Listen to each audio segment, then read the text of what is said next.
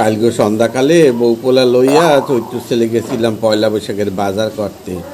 বাজার করে যখন ফিরি তখন আমার কলেজ লাইফের বান্ধবী মন্দিরের লাগে হঠাৎ দেখা। সেও তার স্বামী আর 15 বছরের মাইয়া লইয়া চৈত্র ছেলে কেনাকাটা করতে আইছে। বহু বছর বাদে দেখা, কুশল বিনিময়, একে অপরের লগে আলাপ পরিচয় হইল।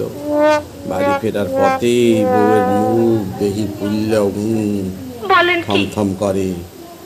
বাড়ি ফিরা কালকে রাত্রের দিয়া আজ এখনো পর্যন্ত এক ফোঁটা জলও খায় নাই, শুধু কুহুল পইরা কান্দে আর কয়, মন্দিরের মাইয়ার মুখ তোমার মতো হইল কি কইরা। আচ্ছা বলদারে আমি কেমনে বুঝাই কন দেহি, মানুষের মুখ মানুষের মতন হইতে পারে না।